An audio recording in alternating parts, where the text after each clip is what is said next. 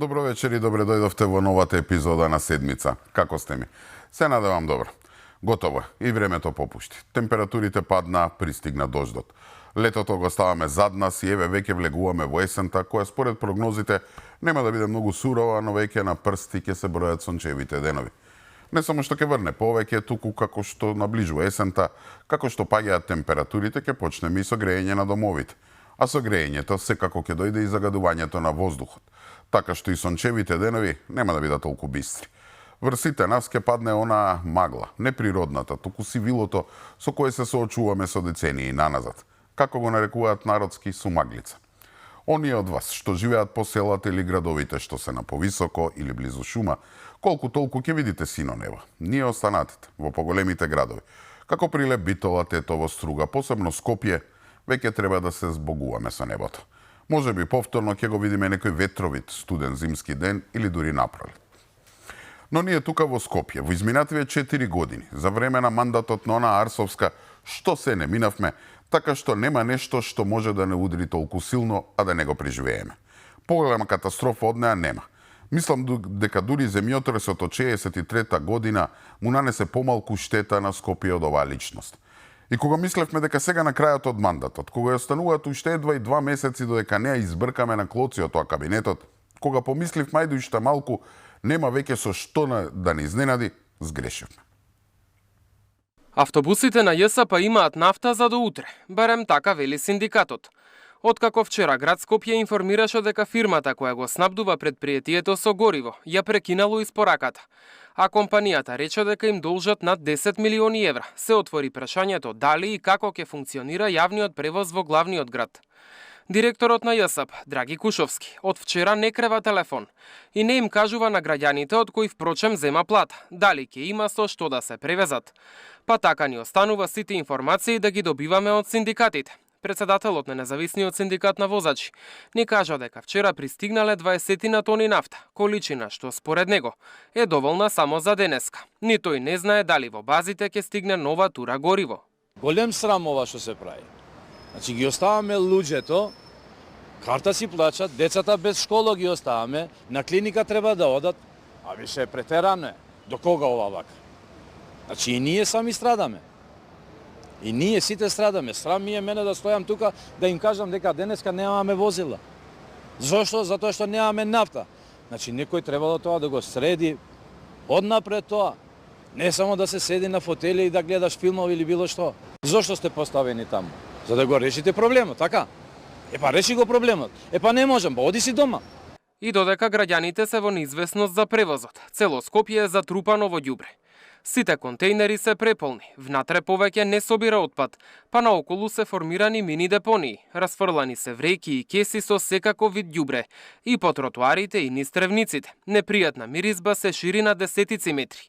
Граѓаните стравуваат од зарази и глувци. Ова е жива болест, зараза. Ја не знам што е причината, недела дена секаде низ градот се вака преполни контейнерите. Кај вас колку време не е собрано ѓубрето? Недела дена. Народот нема кај да фрламе ѓубре, све смрди. До контейнерите ѓубрето го оставам. Еве се гледа самото, се гледа све. Мизерија. Не знам што да кажам. Колку време не е собрано ѓубрето? Па претпоставувам 2 недели, 3 сигурно. Секаде има, кај што помина по контейнери се полни, преполни. Мириса. Кој е тој што не му пречи? Сите сакаме да биде чисто, чист град да биде, ама и до луѓето и до надлежните. Од комунална хигиена немаат никакво известување до јавноста која е причината што не се собира ѓубрето. Градоначалничката Арсовска вчера на Фејсбук напиша дека управниот и надзорниот одбор ги управуваат ВМРО ДПМН и вреди и тие се одговорни за хигиената во градот. Не земјотресот, тоа е мала катастрофа. Арсовска е бетер од самиот Пиколомини. Ја знаете приказната за Пиколомини. Станува збор за австро-унгарски генерал кој во 17 век наредил палење на Скопје навидум заради тоа што во него излегла од контрола заразата на колерата. Од денешен аспект многумина се сомневаа дека ова било вистинската причина што самиот Пиколомини цели 3 дена гледал како Скопје, град во кој се крунисувале цареви и кралеви, а потегот од денешното Кале До Газибаба имал неброени цркви, гори до темел. Голем број историчари сметаат дека причините што го запалил Скопје било одмазда за опсадите на османлиите на Виена која се случила 6 години предходно во 1683. Така и сега. Со сето ова што се случува, со сето ова ѓубре, ни фали уште колера да фатиме за да може ете Арсовска пред да ги предаде клучевите на Скопје на нејзиниот наследник да го потпали и 3 дена да гледа како гори.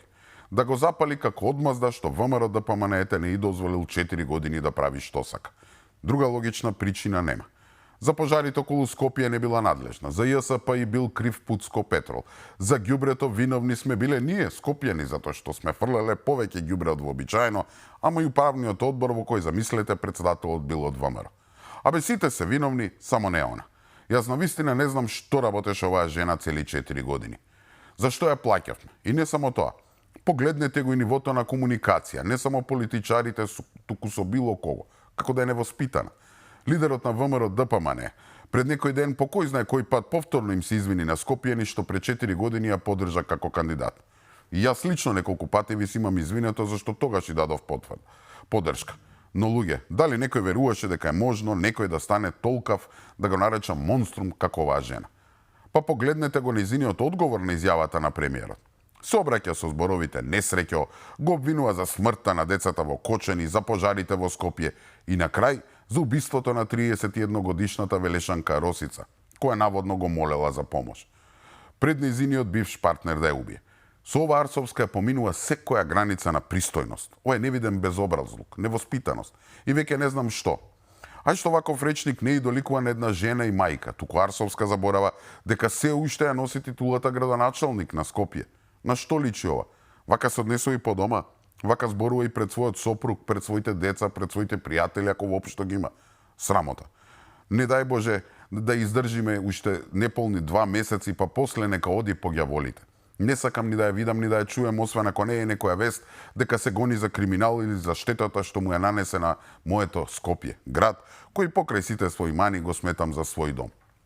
И мислам дека тука е подобро да престанам да зборувам на оваа тема, затоа што сум толку изреволтиран од неа, што ризикувам да користам речник што мене не ми доликува. А она тоа го сака. Да не повлече сите во калта во која е таа се наоѓа за да таму, во нејзината веројатно природна средина не победи.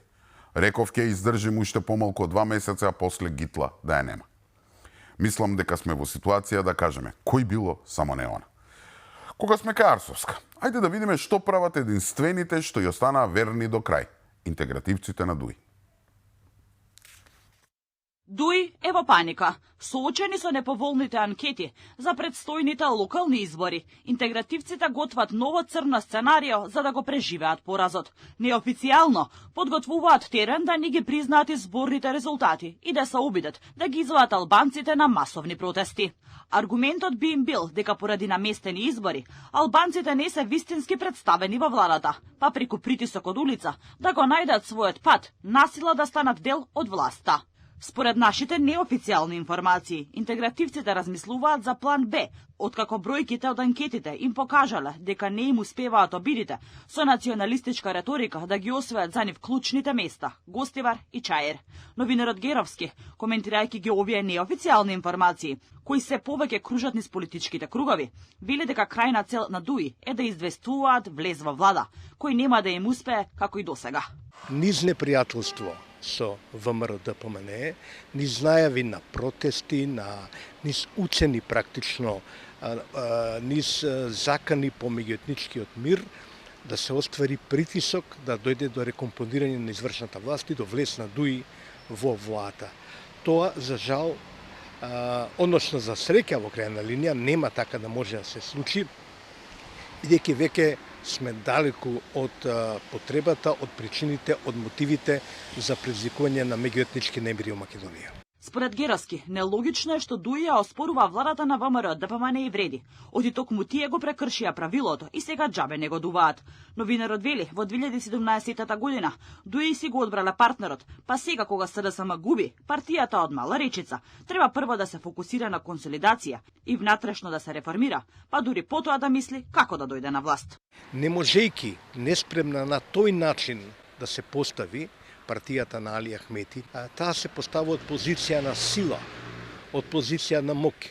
Па велат, ако ние победиме на локалните избори, што е крајно дискутабилно, бројките кажуваат и едно, ама и друго, кажуваат некои бројки воствена вреди, но дури хипотетички се случи такво нешто, тоа не е основа и не може да биде причина ни формална, а ни суштинска да мала речица рече сега бидејќи ние сме подобри на локалните избори, сега од утре преговараме за централната власт. Не. Според дел од познавачите, обидите на ДУИ ќе бидат неуспешни. Оти додека не се реформираат, тие се прочитана книга за албанското гласачко тело. И премиерот Мицкоски неколку пати кажа дека ДУИ во владата нема да влезе.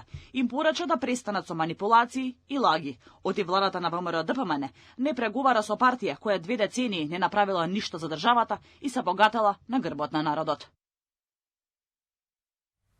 Јас мислам дека веќе нема нешто со која Ахмети и ДУИ ќе можат да ни изненадат. Неколку пати досега сум рекол, тие бре се подготвени ако треба со сила, со пушки во рацете да влезат во владата и така да бидат дел од власта. Толку се очајни што веќе ништо не им преостанува.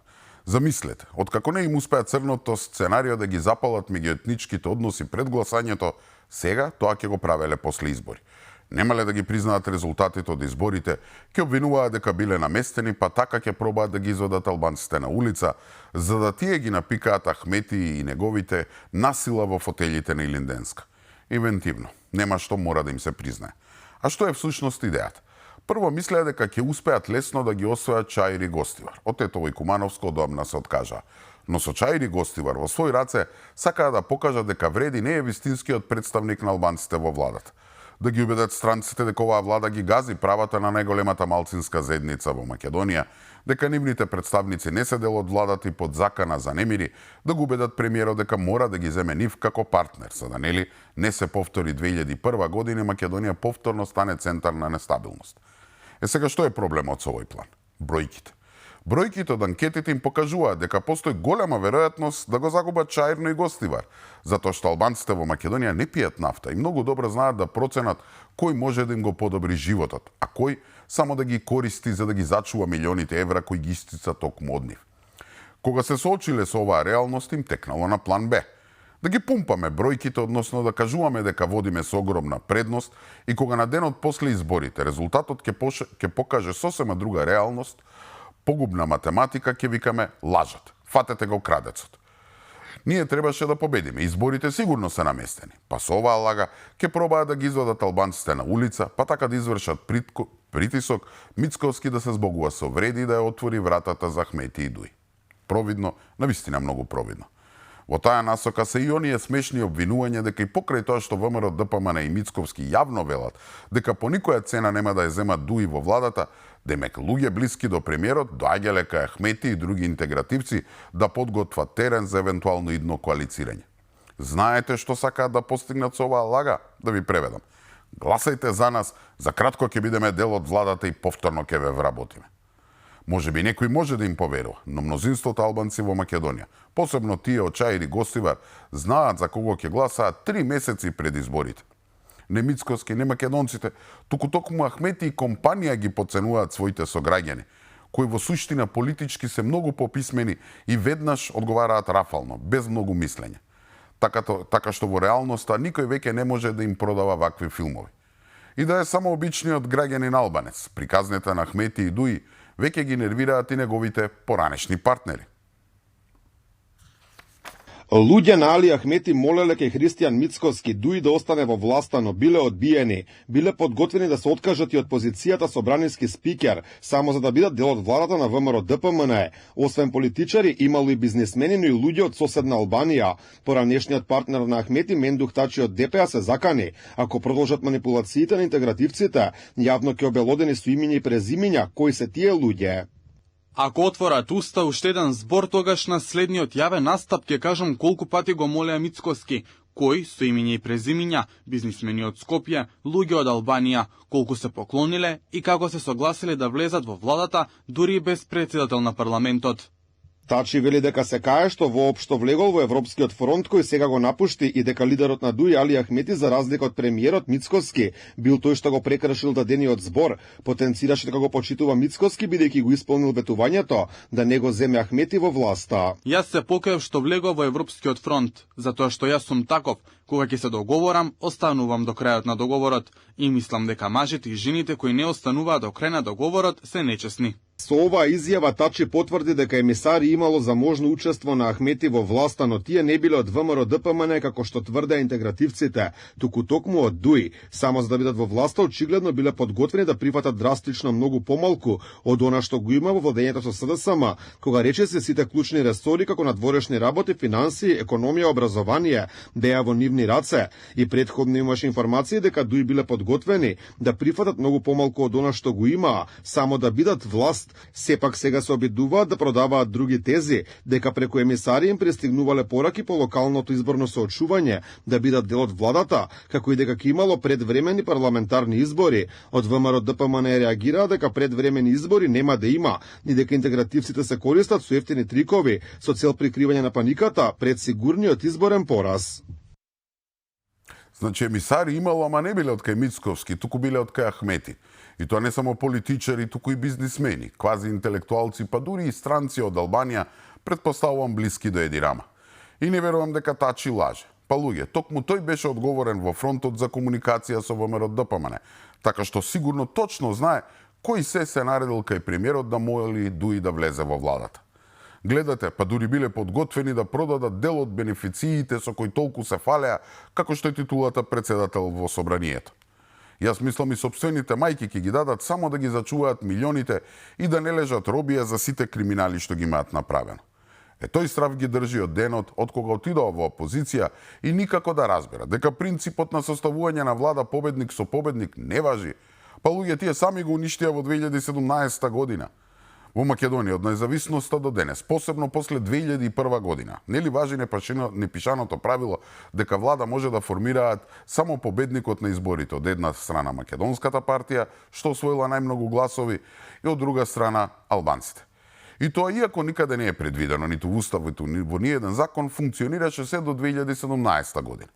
Ако памтите, тогаш ВМРО победи на изборите, освои мислам 2 пратеника повеќе од СДСМ, но Ахмети и ДУИ решија владата да ја прават со заев. Кога македонците, како мнозинска заедница, се кренаа и викаа фау, тогаш Ахмети, но и странците не убедуваа дека не постои правило според кое мора да се оди победник со победник, туку кој може да договори стабилно мнозинство во собранието. И така и би. Цената која плативме тогаш сите ја знаеме. Македонците го загубија името, историјата, јазикот, идентитетот, а албанците добија вазали, кои под плаштот на некакви си права го освоја системот, го корумпираа докрај и го оплячкаа сопствениот народ. И сега кога на Ахмети и на ДУИ им се сервира токму тоа што тие го зготвија, не им се допаѓало. Сега биле загрозени правата на албанците. И затоа не пропуштаат прилика на се да му дадат етнички презнак и секој потек на оваа влада да го прогласат за противалбански. Па дури ете едно обично ребрендирање на униформите на полицијата да се претвори во меѓуетничка провокација. Па немојте ви се молам. Еве директно да ги прашам моите сограѓани албанци што им е поважно. Во каква униформа ќе бидат полицајците или на пример дали ќе се заврши автопатот Кичево Охрид или патот на Блаце до Косово. Па кого лажат бре овие ДУИ? Минатата епизода е зачнав темата за тоа кој се обидува да ја дестабилизира Македонија и која е улогата на така наречената длабока држава во сето ова. И поддршката што тие центри на моќ ја добиваат од СДСМ и посебно ДУИ. Центри кои своето преживување го гледаат само доколку ДУИ и СДСМ се вратат на власт. Полицијата им влегува во трак на центрите на моќ кои со пожарите, инциденти и убиства водат хибридна војна и се обидуваат да дестабилизираат Македонија пред избори. Веќе има и осомничени. Повеќе детали што открила истрагата на МВР, министерот Панче Тошковски не можеше да сподели, но беше дециден дека активно се истражува кој сака да ги загрози виталните точки во Македонија. Факт е дека во Македонија имаме хибриден напад во изминативе неколку месеци. Од повеќе страни, на повеќе полиња, имаме загрозување на одредени витални точки во државата. Тоа сите го гледаме, тоа го гледа македонскиот народ, тоа го гледате вие новинарите, тоа го гледате институциите. Дали постапуваме. Дали можем дополнително да изнесам информација во јавност во овој момент, не. Дали имате некоја нова трага или некои нови осомничени според реториката за центрите кои што Да, имаме. постојано слушаме? Безбедноста во државата ја нарушува и широко распространетата корупција која и задира директно во правата на граѓаните кои се загарантирани со устав, предупредуваат и експертите по безбедност. Истражувањата кои ги направил Факултетот за безбедност во Скопје покажуваат дека секој трет граѓанин на Македонија или лично или преку свој близок имал судир со службеник кој побарал мито. Едно од последните истражувања што го направивме траеше лонгитудинално 5 години на примерок од над 1000 испитаници. Резултатите се фрапантни, каде што граѓаните укажуваат дека секој трет граѓанин имал додир со корумпиран службеник или тој лично или некој од неговите блиски. Од тој аспект, значи, треба да имаме посериозен пристап кон справување, би кажал сега корупција како безбедносна закана кон граѓаните. МВР се бори против непрофесионално, недостоинствено и коруптивно однесување од страна на полициските службеници, смета Тошковски.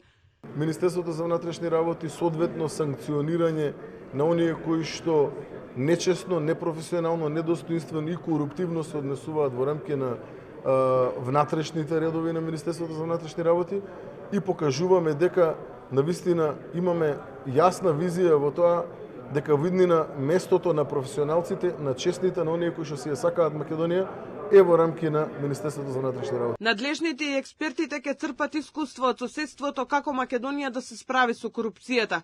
Ќе се интензивира соработката и помеѓу државните факултети и институциите и најдобрите студенти од факултетските клупи да бидат вработени во државните безбедносни служби. Знам дека многумина не веруваат и се нервираат кога ќе ги чујат термините длабока држава, центри на мој, хибридна војна и слично. На сите, па еве и на мене, кога некој ќе ги спомене, прво што ми паѓа на памет се некакви теории на заговор и слично. Дека се тоа термини што ги користи некој кој сака да отфрли одговорноста од себе и да обвини некаков си непостоечки ентитет што никој не може да го идентификува. Но верувајте, не е така. Не знам колку пати имам кажано дека не сум некој што верува во теории на заговорот типот земјата е рамна, никогаш не сме слетале на месечината, лековите и вакцините убиваат и слично. Но верувам дека во Македонија постојат одредени сили, наречете ги длабока држава, центри на мојки или што било, кои можеби не се толку организирани како во некој шпиунски филм, но сепак се тука. Сили на кои им одговара системот да остане трул, на кои им одговара партиите да си вадат очи, македонците и албанците да се гледаат преку нишан, само за да можат тие да обстојат и да продолжат да не цицаат, како што ни цицуваат цели 3 децени. Да, не можеме со сигурност да покажеме со прст во моментов за кого лично станува збор, но верувајте, сите имаат одредено име и презиме. Станува збор за луѓе кои цветаат секогаш кога е на власт СДСМ, а сега и ДУИ, луѓе кои лежат на милиони и милиони евра, на кои им одговара беззаконие, кои живеат од тендерчиња и тендеришта, луѓе кои имаат инсталации во судството и обвинителството, имаат свој пипала во медиумите и невладините, луѓе чии инсталации се длабоко вкоренети во сите пори на системот. То се луѓе и структури на кои не им одговара владење на закон, не им одговара Македонија да напредува. Луѓе кои се плашат од тоа дека еден ден оваа држава ете ќе стане и членка на Европската унија. Таква Македонија им смета, таква Македонија им представува пречка за млатење пари и исцицување на милиони и милиони од државниот буџет. Еве, не морам да ги менувам. Самите можете да направите анализа кои се тие. Да, можеби не функционираат како некоја многу добро организирана структура, но сосема добро се разбираат едни со други. А нивните поданици во безбедносниот сектор, во судството и обвинителството, во невладините па и медиумите, не треба да добиваат наредби. Самите знаат што треба да се прави. Токму овие структури сега се во паника. На овие структури им стана јасно дека нема веќе како досега и затоа со сите сили се обидуваат да ги вратат ДУИ и СДСМ на власт. Проблемот е што обично затоа имаат поддршка од странство, посебно имаат САД и ЕУ, затоа што ветуваат секакви отстапки од Македонија, под услов да им се замежи за нивниот криминал и на крајот да не лежат. Но сум рекол, во Америка и Европа дуваат различни ветришта. Тие си имаат доволно проблеми, така што интересот на некој си мал олигарх од Македонија воопшто не име на дневен ред. Последниот бастион што им остана на овие центри е судството и обвинителството. Во моментот во него се крстат. Судиите и обвинителите не ги заслужуваат ниту сегашните плати, камоли покачување. Премиерот Мицкоски не попушта. Вели владата е целосно посветена на реформите, но делот од реформската агенда кој се однесува на зголемување на буџетот во судско-обвинителскиот систем не може да се спроведе. Потребни се суштински промени со кои судството и обвинителството ќе се ослободат од канџите на политиката и влијанието од одредени центри на моќ, па потоа ќе се зборува за покачување. Сакам јавноста да знае дека станува збор за 6 закони, каде што основната суштина е зголемување на буџетот, од кој што директно ќе имплицира зголемување на платите на обвинителите и судиите, кои што имаат рейтинг од 2%, а се бара зголемување на платите за судиите односно буџетот нивен, кој што би бил сега 0,8% од БДП, а за обвинителите 0,5% од БДП. И секогаш чувствувам некаква мачнина, бидејќи тие и овие сега плати што ги земаат не ги заслужуваат. Од областа на правосудниот систем се работи на повеќе закони, меѓу кои и законите за јавни обвинители, судски совет, за обвинителска служба, судска служба. Треба да се менува и кривичниот законник и законот за кривична постапка. Дел од нив согласно препораките од Брисел предвидуваат и од буџетот да се одвојуваат 0,8% за судството и 0,5% за обвинителството, што автоматски ќе значи и покачување на нивните плати. Од 6 закони предвидени во судско-обвинителската сфера, само ова е пречка за да влезат во процедура. Според проценките на Мицкоски, тоа би значило трошок од повеќе од 100 милиони евра годишно, двојно повеќе од постоечкиот.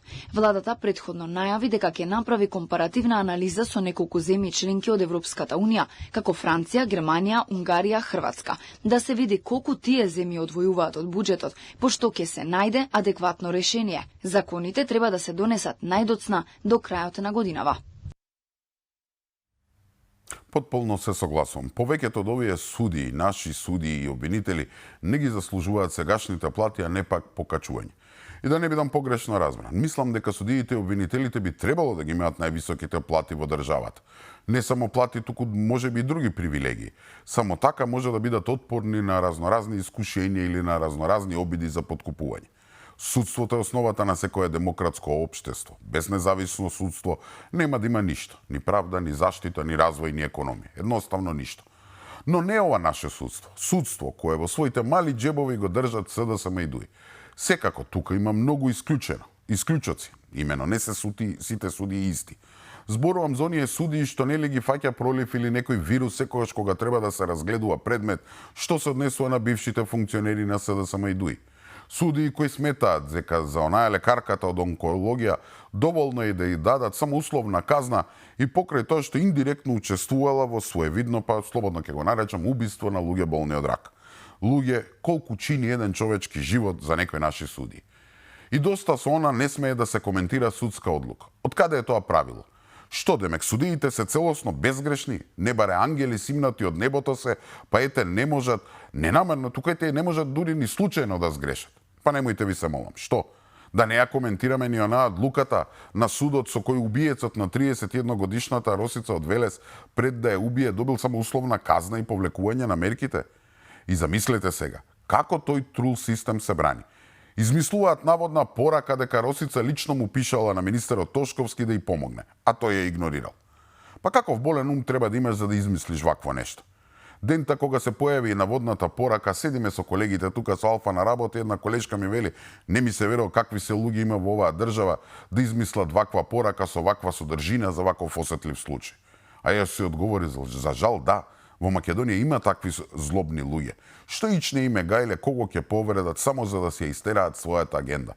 Ако може онаа фигуретинка од Арсовска да го обвини премиерот за жртвите од Кочани, за пожарите, Дрисла и Трубарево, за сите сообраќајки за убиства и слично, зашто да не може некој болен ум да изфабрикува една обична фотографија?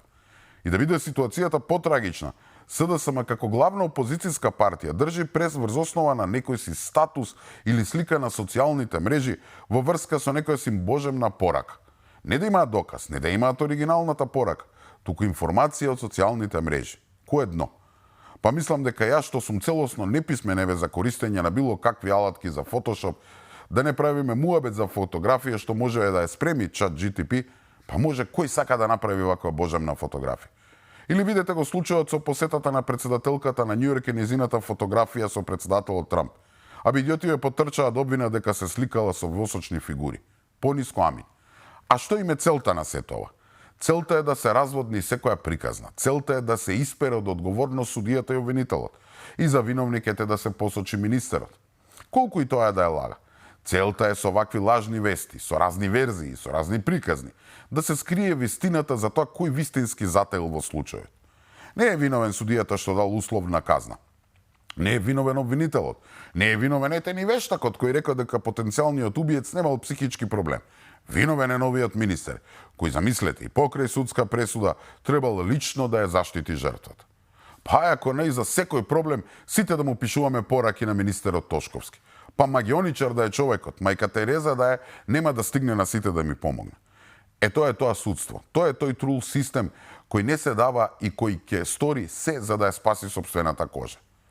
И сега кога новата власт сака да расчисти со овој последен бастион на криминал и корупција, судство кое патем има речиси нула доверба од граѓаните и чија реформа не е само желба на владата, туку обврска за која добија мандат од народот, има такви кои викаат фал, не може извршната власт да се меша во судската. Нормално. Кои се тие? СДСМ и нивните невладини сателити. Па нормално тие ќе се кренат. Ако падне овој нивни последен бастион, не знам колку од нив ќе треба да завршат зад решетки. Ви саме проценете. Колку од сите поголеми случаи или афери кои се обелодени, а попадот на СДСМ и ДУИ добија разрешница. Истрагите за Соравија, криминалите во државна лотарија и бегалецот Груби, струмичкиот бизнисмен Ристо Крмзов, аферата прислушување, тапкаат во место или пак се движат споро со брзина на желка. А за некои афери нема ни истрага, туку само проверки. Последниот скандал со прислушувањето од минатата власт, ни државниот обвинител Куцевски, ниту шефот за организиран криминал Абази не мрднаа со прст. За бегалецот и функционерот на ДУИ Артан Груби и криминалите во државна лотарија од јавното обвинителство информираат дека истрагата е завршена, но понатаму не може ништо да се направи, бидејќи осомничениот е бегалец. Во тек е и финансиска истрага против осомничените и покрај тоа што надлежниот јавен обвинител ги издаде сите потребни наредби за распишување домашни и меѓународни потерници за двајцата осомничени кои се во бегство, меѓу кои лицето кое го наведувате. Полициските органи се уште трагаат по нив и тие не се достапни за да може да продолжи кривичниот прогон. Се водат истраги за луѓе блиски до врвот на ДУИ СДСМ, но се далеку од судска разрешница. Ристо Крмзов, бизнисменот од Струма и кумот на зајави кој е под сомнение за тешки финансиски малврезации, издржува 30-дневен притвор во шутка од јуни годинава. Се уште тече рокот од 6 месеци за обвинителството да му поднесе обвинение. Според обвинителството, заедно со него приведени се вкупно 22 луѓе, од кои 8 се инспектори на УЈП, 4 се сметководители, а останатите се негови роднини и пријатели, кои биле директори на неговите фирми. Тие се осомничени дека со фиктивни купопродажни договори земале поврат на ДДВ кој не им следувал. Станува збор за криминал од нешто над 90 милиони евра. Освен притворот, судот му ги замрзна сите лични сметки и целиот имот на Крмзов, но и на неговите фирми. За тендерите во Рек Битол им се суди на 37 луѓе и фирми. Обвинетите на суд негираат дека направиле криминал вреден 6,5 милиони евра во државната компанија ЕСМ со набавката на адитиви за Рек Битола, Реко Сломеј и ТЕЦ Неготино.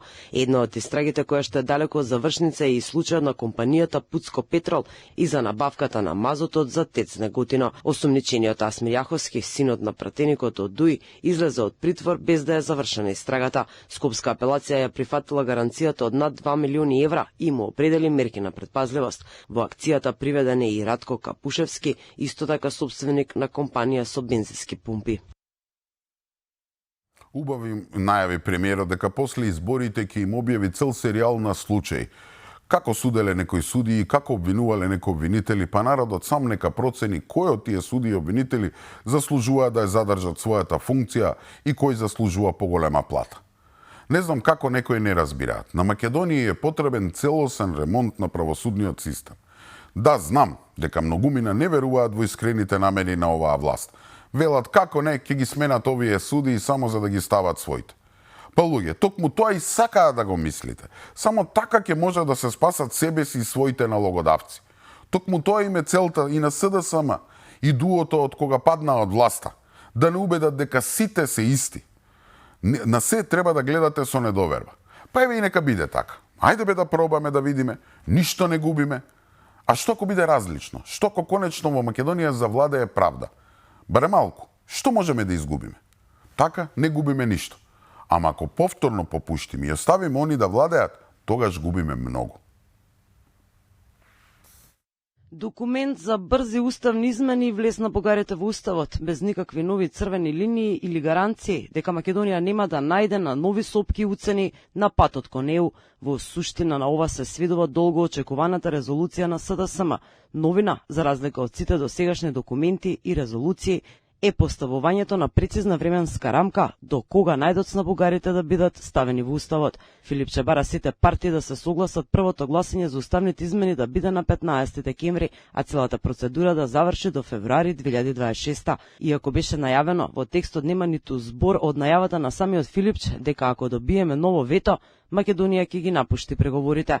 Чекајќи се и плашејќи се од некакви хипотетички предпоставки дека ќе се случат, ние не напредуваме и ние стагнираме. Ако ние постигнеме национален консензус, тогаш никој нема може да се бори со нас на тоа поле. Паралелно на тоа ќе зајакнува државата преку процесот на преговори. Ако сега седиме и се плашиме дека нешто можеби ќе се случи во иднина, еве гледаме дека ништо не се случува, младите се исилуваат. Единствен механизам кој го предлага СДСМ во случај на ново вето е председателот на државата, собранискиот спикер и премиерот синхронизирано да пишеле писма до сите институции на Европската унија и да се жалат, ништо повеќе.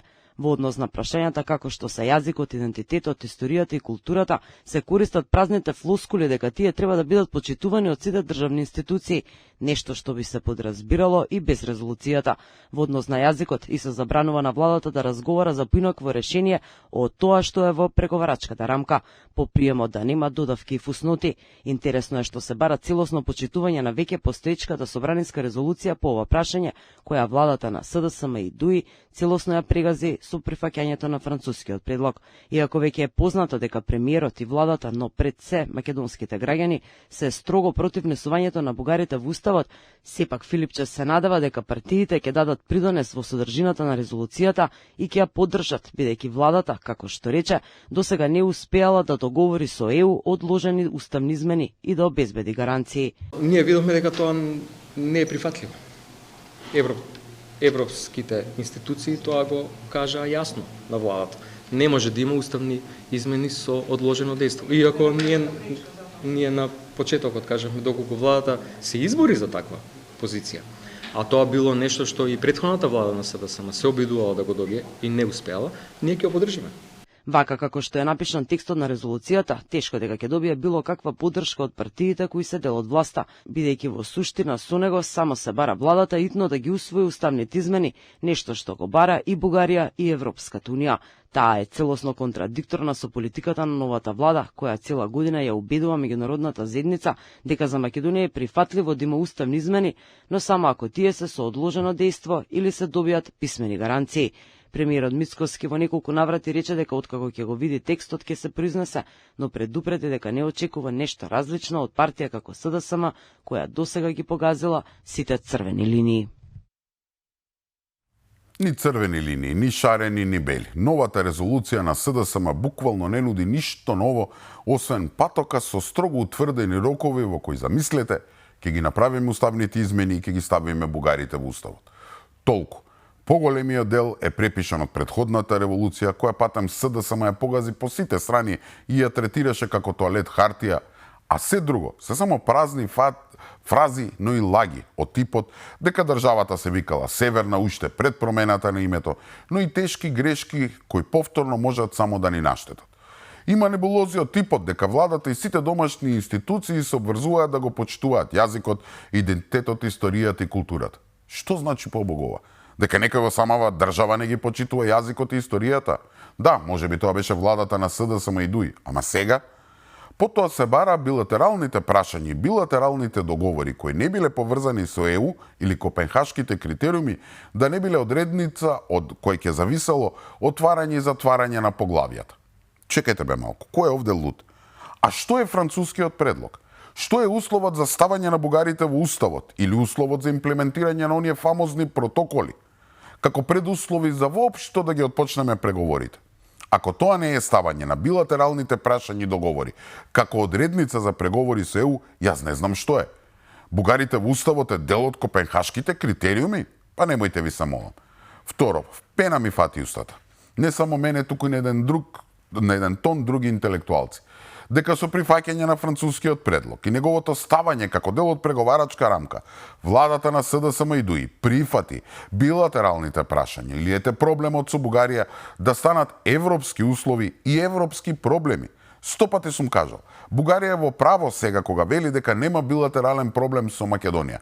Туку ние имаме проблем со Европската Унија. Тоа е таа непоправлива штета што ни ја нанесе СДСМ со прифаќање на францускиот предлог. И се додека постои оваа преговарачка рамка, ваква како што е, Македонија нема проблем со Бугарија, туку со исполнување на тие бугарски услови, но сега преточени како европски услови. Значи не исполнуваме европски услови. И сега доаѓаме до најсмешното од се. Памтите дека Филипче кога ја најави резолуцијата на говести дека во неја ќе има и одредница дека ако добиемете ново вето, Македонија треба да ги напушти преговорите. Го памтите тоа? Е сега во текстот на резолуцијата, знаете што е механизм за заштита од ново вето? Ако некој ни спушти рампа, ни стави вето, председателот на државата, собранието и премиерот да пишеле писма до европските челници да се пожала. Да, сериозно. Механизмот што го предлага СДСМ како заштита од ново вето е македонскиот државен врв преку писмо да плаче во Брисел.